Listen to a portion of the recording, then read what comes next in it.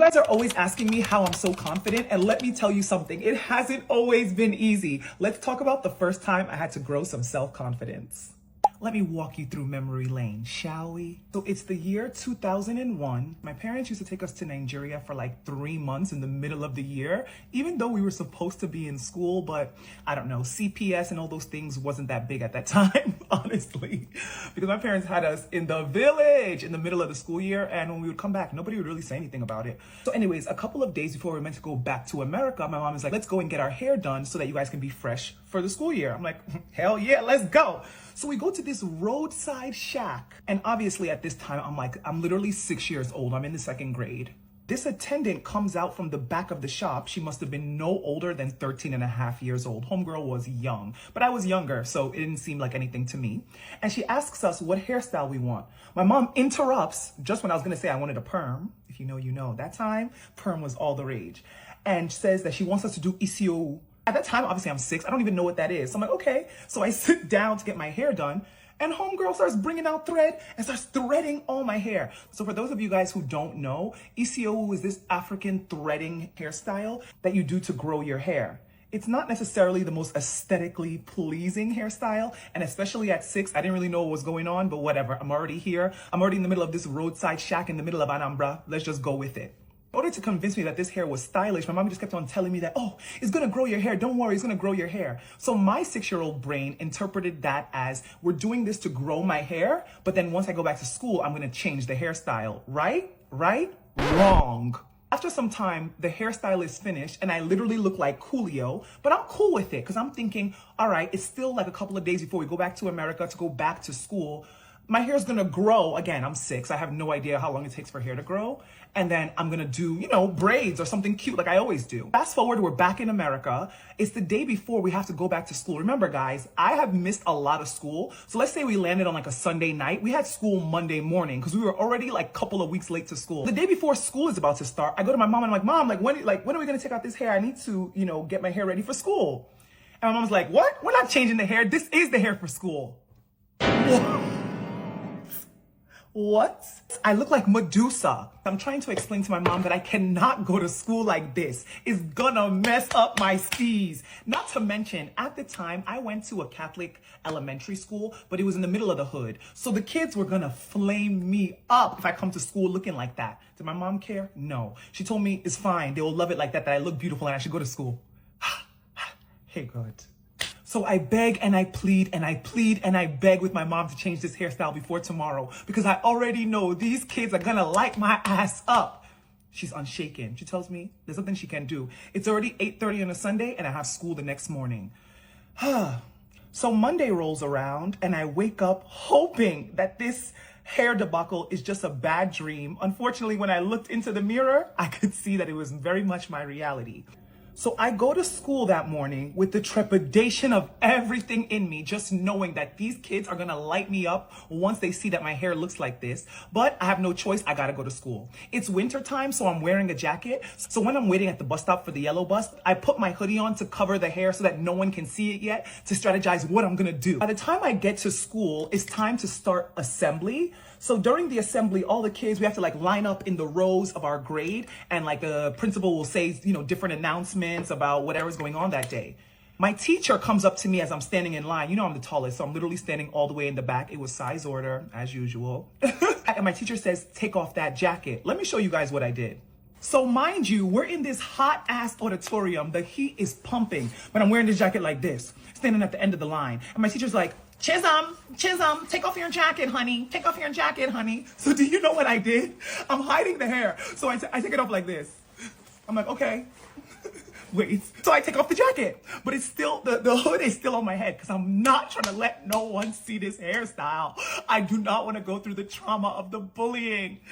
So my teacher kind of looks at me like, what is going on with this girl? Like, she just came back from Nigeria. She doesn't want to take off her jacket, but whatever. Like, she's not really thinking too much of it because the announcements are about to wrap up and we're about to go to our classes. So we get to the classroom and it's time for everybody to put their jackets in the cubbies. What do? I sit down on my desk like this. with the jacket still on. And I could see that my teacher's looking at me like, what is good with this girl? But me, I have a straight face because I'm like, yo, I just know the minute I take off this hoodie is slow for me. All the kids are gonna go in on me and I'm gonna cry, and I'm not trying to cry in public. So I can see that my teacher more feels concerned for me rather than angry or upset that I'm not following the rules and not putting my jacket away. But she doesn't say anything and teaches the whole first morning session of the class without bothering me about the fact that I'm wearing my school uniform with my hoodie on like this, and I'm just sitting there straight. I'm answering questions, I'm doing my work, but anything about this jacket, I'm not trying to hear it. So now it's time for us to go to art class, and I know that my art teacher is not as nice as my main teacher. So I tell the teacher like, oh, I don't feel good, I don't want to go to art. Obviously, she knows I've been acting weird all day, so she tells me I can stay back. Perfect. Mwah. And if you know me, you know that I was a very smart kid growing up, so I was doing some extra homework, just trying to buy time. She saunters over to me, bends down towards my little wooden desk, and goes, Chisholm, what's wrong? At this point, I'm sweating profusely because the jacket is producing so much heat and the heat is on in the classroom. So I'm dripping in sweat, sitting there trying to write my notes for the next course, and I feel like I'm about to cry. So she goes, you can tell me what's wrong. And I just bust out into cry, said, I'm ugly. My teacher had this long full body mirror in the back of her classroom. She escorts me to the mirror and says, look at yourself. You're gorgeous. What are you talking about? All the while I'm standing there. She has her hand on my shoulders. I'm looking at myself and I'm still wearing the jacket. So she's like, well, do you mind if I take this off? Let me show you how beautiful you are. And I'm like, please, no, I don't want to. And she's like, let me take it off. You're beautiful. So I'm wearing the jacket, sweating, standing there in front of her, hands on shoulders. And I'm like, okay. So she goes like this. And then my hair, boom, pops out. And she goes, you're, and I go, you see? And she goes, no, you're gorgeous. I was so shocked by how beautiful you are. Now that I'm older, she was definitely shook, like, what is on this little girl's head? After she collects herself, she's like, wow, I love this hairstyle. You look gorgeous. Let me tell you something. I would never lie to you. And you're one of the most beautiful little girls I've ever seen. Trust me, this hairstyle is so unique, so pretty. I wish I had it for myself. Obviously, the 6-year-old me is chopping it up. You know, I'm eating it up now because I'm a kid. What do I know? Once you tell me something, I'm going to believe you. So I could see my self-confidence growing in the mirror as she's giving me compliments about how beautiful my hair looks and how unique it is. I'm not going to lie. The pep talk really did work. By the time she was finished pumping me up, I felt like the most beautiful village girl in the world. There's only one issue. There's still the problem of all the other students that are going to come back from art class, see this hair, and be mean, right? Wrong. So I don't know how my teacher pulled it off, but by the time she came back with the students from art class, all of them sat down, did not make fun of me, did not say anything disparaging, and I felt great and confident the rest of the day.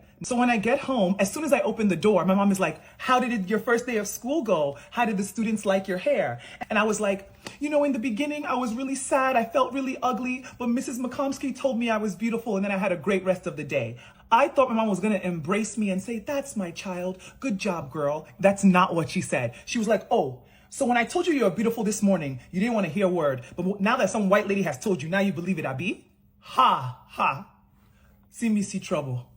So my mom says that and walks off like, I beg. And I was just like, damn, like a girl can't, have a moment.